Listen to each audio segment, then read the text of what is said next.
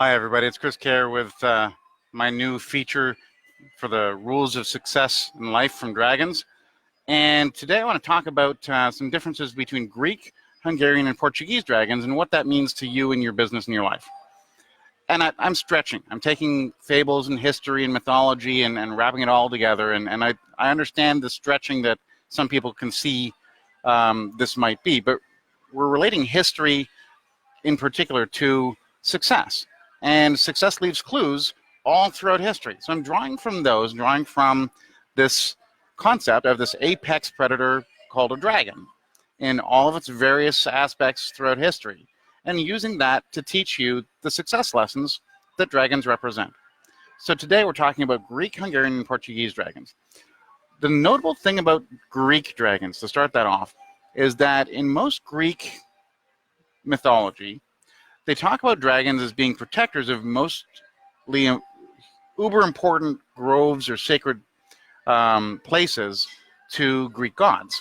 So gods leave their biggest predators for their biggest security guards, right? Huge guard dogs.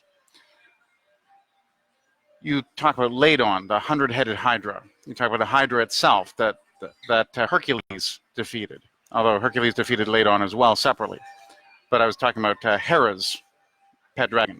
And you talk about a number of other Greek dragons. And the idea of Greek dragons was this, especially the Hydras. If you knocked off their head, two more grew in their place. So damaging the head didn't give you any real advantage in that sense, right?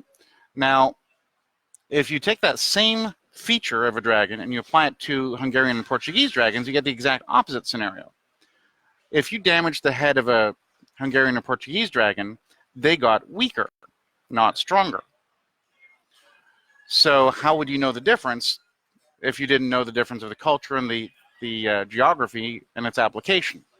So you might be a Hungarian hero, and you go down to Greece to spend some time helping out, and all you're doing is making the situation worse. Because every time you go to attack the head, because you know that's the weak point, you're actually making it stronger. You see where I'm going with that. So in both cases, though, the head is the strength, even in the Greek scenario, of a dragon.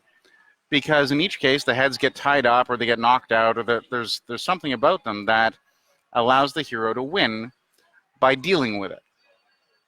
Now, Hercules trapped one in a cave, he tied another one in knots, and there are lots of different things that go on.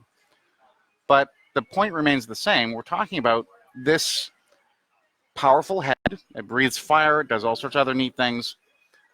Probably venomous. You know, there are lots of different aspects that go with that. The head is this powerful part of an apex predator.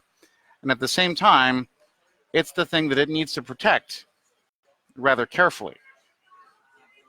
Now, I want you to think about your greatest strengths. What's one of your greatest strengths? Is it also maybe something you need to protect yourself from?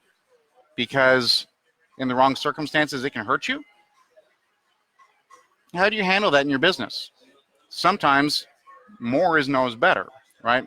I've had a lot of clients who they heard about things like Infusionsoft or MailChimp or Constant Contact or whatever, and marketing automation that can go with that and all the power and benefits of it. And the fact that it goes a lot faster than dealing with individual people, right? You can automate a whole bunch of that stuff so responses become fast. So I'll give you an example of something where that kind of went awry. I was working with a client one time. There's a huge law firm in Texas, and they had us build this big marketing automation sequence. And we had over 2,000 actual emails built into this thing, so they would trigger under different circumstances. About a year later, we get a call, and they say they're kind of annoyed because offers and programs that expired 6 months before are still being offered automatically through the email sequences. And we have to explain to them that once you put it in, it has to be changed if you want something different to come out. What was actually happening is now old offers, badly timed, like out of date, out of context stuff was now being sent faster than it was before, right? So instead of it being something that helped over time, because it wasn't maintained sufficiently, now it hurt faster. It didn't just help faster. It didn't just leave things neutral. Now it has a chance to hurt faster and more and more and more, all on automation. The things that are your greatest strengths that they were so excited about initially suddenly became their greatest weakness, and it hurts their business until they get it fixed and maintained. So no matter what your strength is, one of the secrets of success in life as a dragon, and dragons have this long view of life, is to know what your strengths are and what it takes to protect them from becoming your greatest weaknesses too. That's your history lesson, your experience in life lesson, your rules of life as a dragon lesson for today. I'm Chris Cayer. Thanks so much for listening.